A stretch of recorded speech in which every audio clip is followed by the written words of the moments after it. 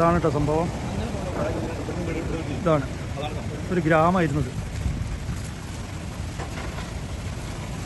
100-200 കുടുംബം താമസിച്ചൊരു ഗ്രാമമായിരുന്നു.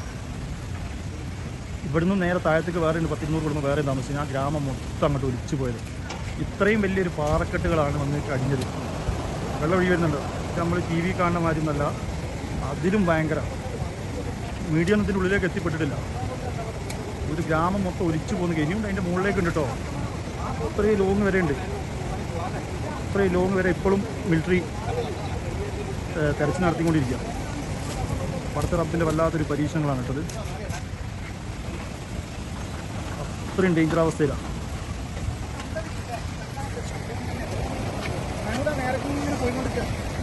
ഇത് വല്ലാത്തൊരു സംഭവം.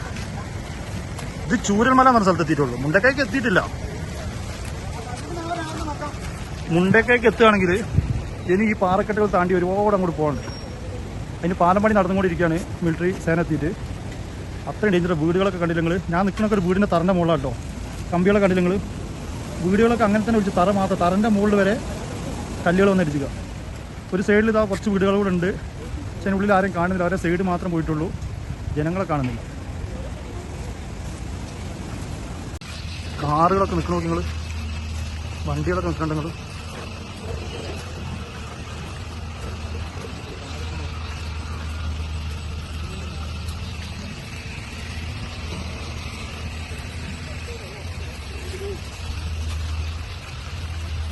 ഇത്രയും വലിയ പാറക്കെട്ടുകളാട്ടോ വന്ന് അടിച്ചിരിക്കുന്നു. ഇത്രയും വലിയ പാറക്കെട്ടുകളാണ് വന്ന് അടിച്ചിരിക്കുന്നു. ഉരുൾപൊട്ടിയിട്ട് ഓരോ വീടുകളൊക്കെ കാണുന്നു.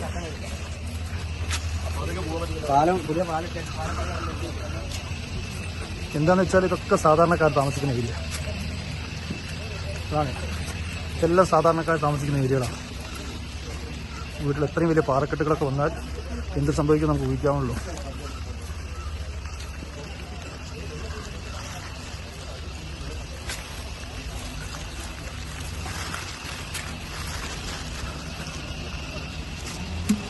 ആ തലക്കന്നാട്ട് വന്നത് ഉരുൾപൊട്ടിയിട്ട്. കണ്ടോ കാറുകളൊക്കെ നിൽക്ക് നോക്കി.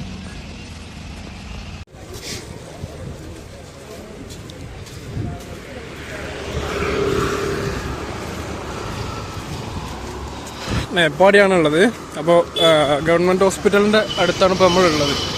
ആണ് ഗവൺമെൻറ് ഹോസ്പിറ്റലൊക്കെ നല്ല തിരക്കാണ്. അപ്പോൾ നമ്മൾ പോകുന്നത് എങ്ങോട്ടാണെന്ന് വെച്ചിട്ടുണ്ടെങ്കിൽ പള്ളിയിലേക്കാണ് പോകുന്നത്. നമുക്ക് അങ്ങോട്ടേക്ക് അപകടം നടന്ന സ്ഥലത്തേക്ക് പോകാനോ കാര്യങ്ങളൊന്നും ചെയ്യാനോ നമുക്ക് കഴിയില്ല. അവിടെ ആർമി ഓഫീസേഴ്സും അതുപോലെ തന്നെ അതിൻ്റെ ആളുകളൊക്കെ ഓൾറെഡി ഉണ്ട്. അപ്പോൾ അതുകൊണ്ട് തന്നെ നമ്മളിപ്പോൾ പോകുന്നത് പള്ളിയിലേക്കാണ്. നമുക്കിവിടെ മെയിനായിട്ട് പള്ളിയിലേക്ക് പോകുന്നത് എന്തിനാണെന്ന് വെച്ചിട്ടുണ്ടെങ്കിൽ ഖബർ ആണ്. ഖബറിൻ്റെ കുറച്ച് കാര്യങ്ങളുണ്ട്. അപ്പോൾ അതിന് വേണ്ടിയിട്ടാണ് നമ്മൾ പോകുന്നത്. ഇൻഷാ അല്ലാഹ് എന്തായാലും എന്നെ കൊണ്ട് കഴിയുന്ന കാര്യങ്ങളൊക്കെ നിങ്ങളിലേക്ക് എത്തിക്കാൻ ഞാൻ ശ്രമിക്കാം. അപ്പോൾ എന്തായാലും ഗവൺമെൻറ് ഹോസ്പിറ്റലൊക്കെ എല്ലാ സ്ഥലങ്ങളിലും ഫുള്ളാണ്. ആംബുലൻസുകളാണ്, മുഴുവനും ആംബുലൻസുകളാണ് ടൗണിലൊക്കെ. പോലീസ് അതുപോലെ തന്നെ സേഫ്റ്റി ആളുകളൊക്കെ ഒരുപാടുണ്ട്. വൈറ്റ് ഗാർഡിൻ്റെ ക്യാപ്പും കാര്യങ്ങളൊക്കെ ഉണ്ട്. അപ്പോൾ അതൊക്കെ വെച്ചിട്ടാണ് നമ്മൾ പോകുന്നത്. എന്തായാലും നമ്മൾ അങ്ങോട്ടേക്കാണ് പോകുന്നത്. എന്താണ് സ്ഥിതി എന്നുള്ളത് അവിടെ എത്തിയതിന് ശേഷമാണ് ബാക്കിയുള്ള വിവരങ്ങൾ അറിയുള്ളൂ. ഞങ്ങളൊരു 6 ആൾക്കാരാണ് ഇപ്പോൾ നിലവിൽ ഇങ്ങോട്ടേക്ക് വന്നിട്ടുള്ളത്. അതുകൂടാതെ തന്നെ നമ്മളെ നാട്ടിലുള്ള ഒരു 20ഓളം ആളുകൾ ഓൾറെഡി രാവിലെ ഇവിടെ എത്തിയിട്ടുണ്ട്.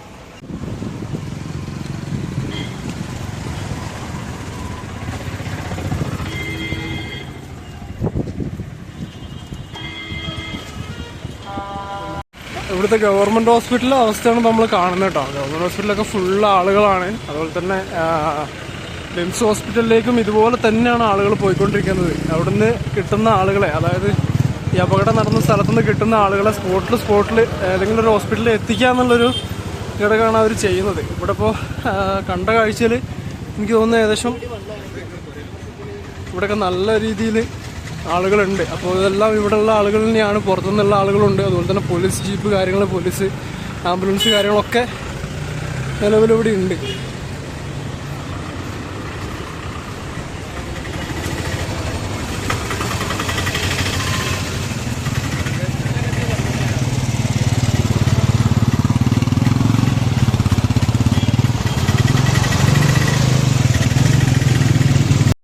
ഇതൊക്കെ ക്യാമ്പിലേക്കുള്ള സാധനങ്ങളാണെന്ന് തോന്നുട്ടോ കൊണ്ടുപോകുന്നത്.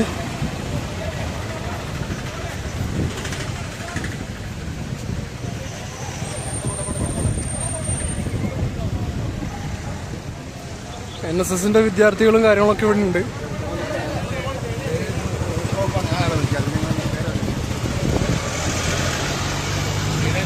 ഇതൊക്കെ ഈ ക്യാമ്പിലേക്കുള്ള സാധനങ്ങളാണ് കേട്ടോ പോകുന്നത് വണ്ടികളിലൊക്കെ.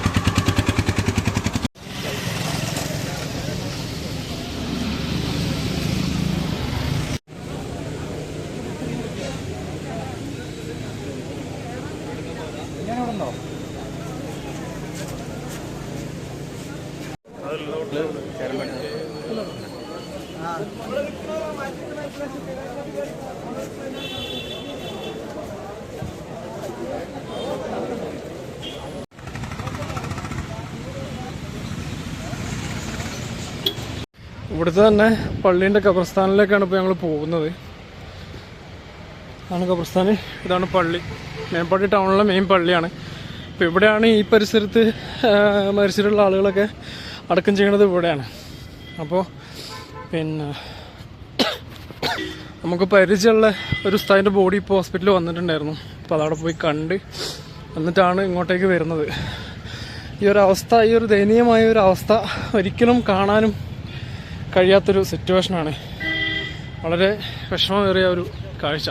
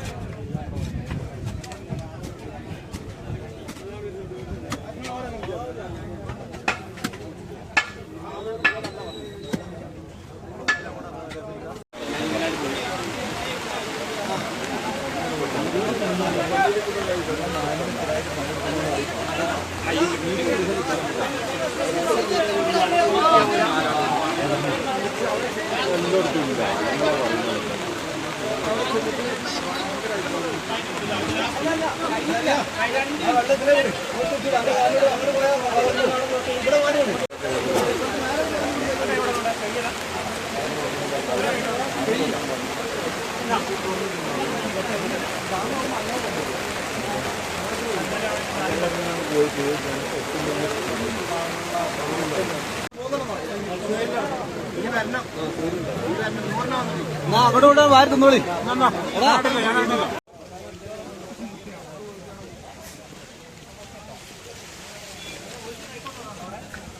അവിടെ കവർ വെച്ച് എസ് ഭാരതിന്റെ അവിടെ അവിടുന്ന് പോയി ആരെങ്കിലും കൊണ്ടുവരുന്നുണ്ടോ?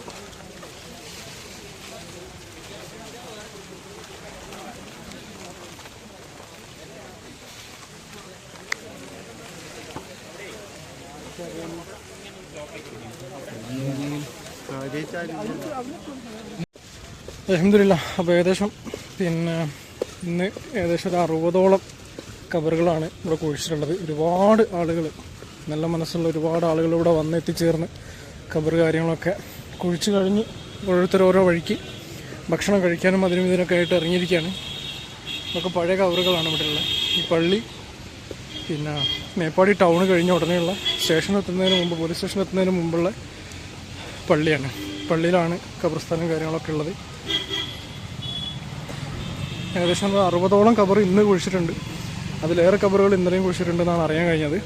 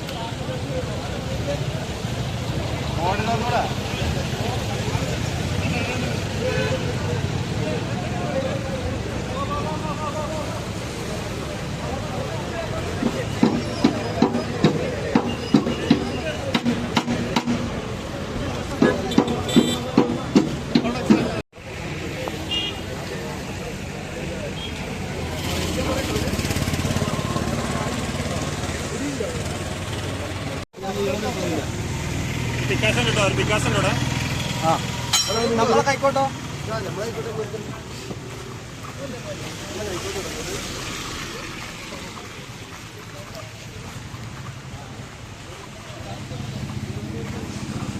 അപ്പോൾ ഞങ്ങൾ ഇവിടുന്ന് പോവുകയാണ് കേട്ടോ. കാരണം ഇത്രയും നേരം കബറിൻ്റെ വർക്ക് കഴിഞ്ഞ് അതിന് ശേഷം ഏകദേശം ഒരു 65-70ഓളം കബർ ആയിട്ടുണ്ട് കേട്ടോ. അതിന് ശേഷം നമ്മൾ ഇവിടുന്ന് പോവുകയാണ്. ഇനിയിപ്പോൾ ഇവിടെ നിന്നിട്ട് കാര്യമില്ല. കാരണം എന്താ വെച്ചാൽ നല്ല മഴയാണ്. ഇപ്പോൾ റോഡ് കാര്യങ്ങളൊക്കെ നമ്മളിങ്ങനെ ഫ്രീ ആക്കി കൊടുക്കുമായിരുന്നു, വണ്ടികളൊക്കെ ഫ്രീ ആക്കി കൊടുക്കുമായിരുന്നു. അതിന് ശേഷം നമ്മൾ ഇവിടുന്ന് പോവുകയാണ്. ഇനി നമ്മളിവിടെ നിൽക്കേണ്ട ആവശ്യമില്ല എന്നാണ് തോന്നുന്നത്. കാരണം നല്ല മഴയാണ്. ഇനിയിപ്പോൾ എല്ലാ പരിപാടികളും അവർ ഏകദേശം അവസാനിപ്പിക്കുന്ന ഒരു മട്ടിലേക്കാണ് കാര്യങ്ങൾ പോകുന്നത്. ഇപ്പോഴും മരിച്ച ആളുകളെ ആ സ്ഥലങ്ങളിൽ നിന്നും കൊണ്ടുവരുന്നുണ്ട് എന്നാണ് അറിയാൻ കഴിഞ്ഞത്. ഇനിയും ഹോസ്പിറ്റലുകളിലേക്ക് ഒരുപാട് ആംബുലൻസുകൾ വരാനുണ്ട്.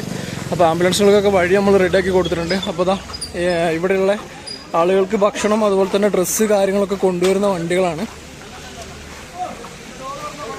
ക്യാമ്പ് കാര്യങ്ങളൊക്കെ ഇവിടെയാണ് നടക്കുന്നത്.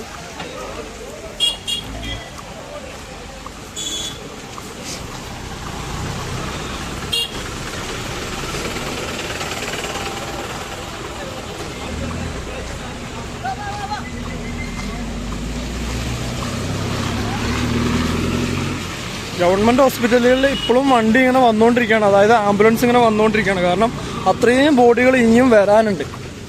ഇന്ന് തന്നെ ഇപ്പോൾ ഏകദേശം 60-ലധികം ബോഡികൾ വന്നിട്ടുണ്ട്. അത് കൂടാതെ തന്നെ നിലമ്പൂർ ഭാഗത്തു നിന്നും അവിടുന്നും ബോഡികൾ വരുന്നുണ്ടെന്നാണ് അറിയാൻ കഴിഞ്ഞിട്ടുള്ളത്.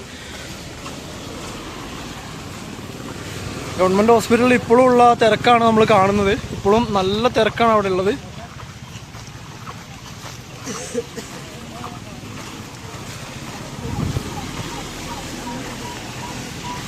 ആംബുലൻസുകൾ ഓരോ അരമണിക്കൂർ 10 മിനിറ്റ് ഇടവിട്ട് ആംബുലൻസുകൾ വന്നുകൊണ്ടിരിക്കുകയാണ്. അതുപോലെ തന്നെ നല്ല മഴയും പെയ്തുകൊണ്ടിരിക്കുകയാണ് കേട്ടോ.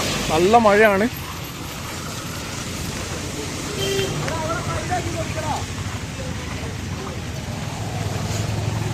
ഒരുപാട് ആളുകൾ. അതാണ് നമുക്ക് വയനാട്ടിലേക്ക് വെച്ച് കേരളത്തിലേക്ക് വെച്ച് ഏറ്റവും ഒരു വലിയ പ്രത്യേകത എന്താണെന്ന് വെച്ചിട്ടുണ്ടെങ്കിൽ മറ്റുള്ള ജില്ലകളെ പോലെയോ മറ്റുള്ള സ്ഥലങ്ങളെ പോലെയോ അല്ല. നമ്മളിവിടെ എത്ര ഹാർഡ് വർക്ക് ചെയ്തിട്ടാണെങ്കിലും അവർക്ക് വേണ്ട ഹെൽപ്പ് കാര്യങ്ങൾ നമ്മൾ ചെയ്തു കൊടുക്കുന്നുള്ളതിൻ്റെ ഒരു വലിയ കാര്യം തന്നെയാണ് നമ്മളിപ്പോൾ കണ്ടുകൊണ്ടിരിക്കുന്നത്. ജാതിയോ മതമോ ഭേദമോ ഒന്നും നോക്കാതെ എല്ലാവരും പലരും ഭക്ഷണം പോലും കഴിക്കാതെ കഷ്ടപ്പെട്ടുകൊണ്ടിരിക്കുന്ന ആ ഒരു രംഗമാണ് നമ്മളിപ്പോൾ കണ്ടുകൊണ്ടിരിക്കുന്നത്. ഗവൺമെൻറ് ഹോസ്പിറ്റലിലേക്കുള്ള എൻട്രൻസ് ആണ് ഈ കാണുന്നത്.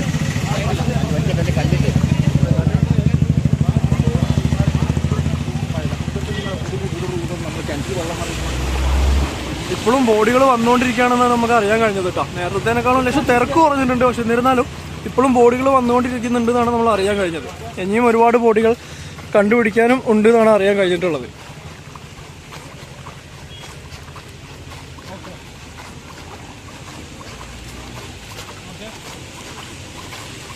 അതുപോലെ തന്നെ പ്രധാനപ്പെട്ടൊരു കാര്യം പറയാനുള്ളത്, ഇപ്പോൾ ആരും മേപ്പാടി ഭാഗത്തേക്ക് അതായത് വയനാട്ടിലേക്ക് സ്ഥലങ്ങൾ കാണാനും അതുപോലെ തന്നെ റിസോർട്ട് കാര്യങ്ങൾ ബുക്ക് ചെയ്ത് ആരും വരണ്ട എന്നാണ് പൊതുവേ ഉള്ളൊരു അഭിപ്രായം. കാരണം എന്താ വെച്ചിട്ടുണ്ടെങ്കിൽ പല സ്ഥലങ്ങളിലും മണ്ണിടിച്ചിലും അതുപോലെ തന്നെ നല്ല മഴയും കാര്യങ്ങളൊക്കെയാണ്. അപ്പോൾ എല്ലാവരും ശ്രദ്ധിക്കുക, ആരും വരാതിരിക്കാൻ മാക്സിമം നോക്കുക.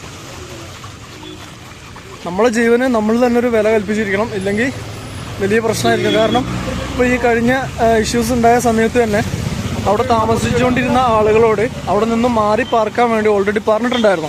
അത് കേൾക്കാതെ അവരവിടെ നിന്നതുകൊണ്ട് തന്നെയാണ് ഇത്രയും വലിയൊരു ദുരന്തം നടക്കാനുണ്ടായത്. അപ്പോൾ എല്ലാവരും നന്നായിട്ട് ശ്രദ്ധിക്കുക. നമ്മൾ ഈ വയനാട് ഭാഗത്തേക്കൊക്കെ വരുന്നവർ മാക്സിമം ശ്രദ്ധിച്ച് നല്ല രീതിയിൽ സേഫ്റ്റി നോക്കി മാത്രം വരാൻ ശ്രമിക്കുക.